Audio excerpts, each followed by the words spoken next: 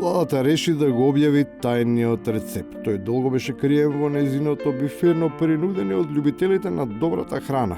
Донесена е одлука, според принципите на транспарентност, да се обелоденат сите состојки. Бидејќи гледаме дека во јавноста стварно предизвика коментари и со право граѓаните имат право да знаат секој детал.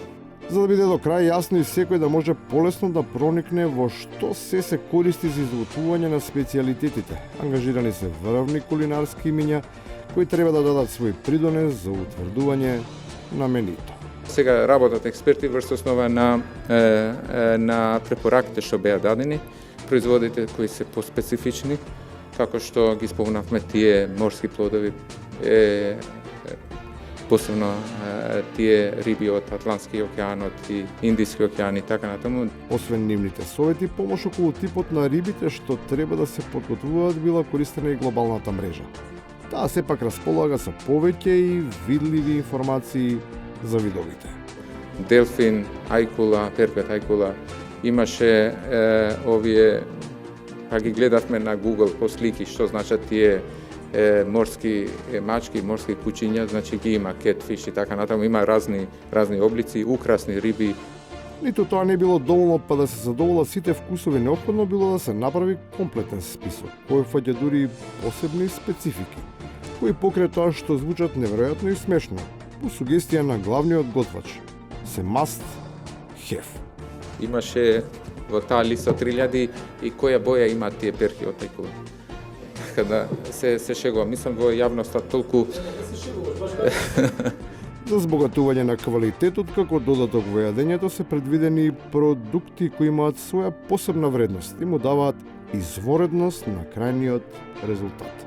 Во тие екзотични производи како што се тартуфо, како што се масло од палма, има други зрна од чија и други производи.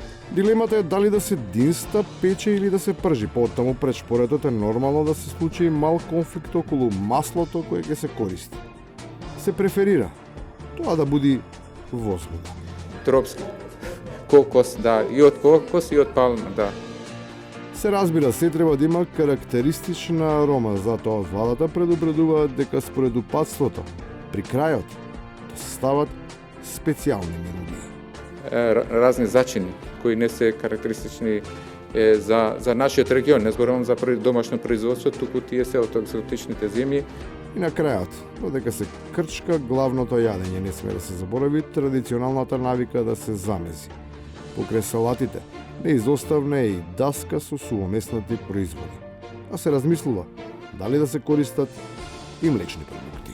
Че има, веројатно, че има кашкавал што се тие со посебни состојки.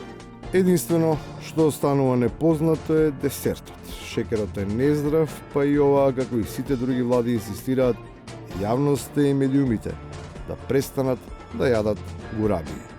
Особено за тоа кој на крајот ќе плати.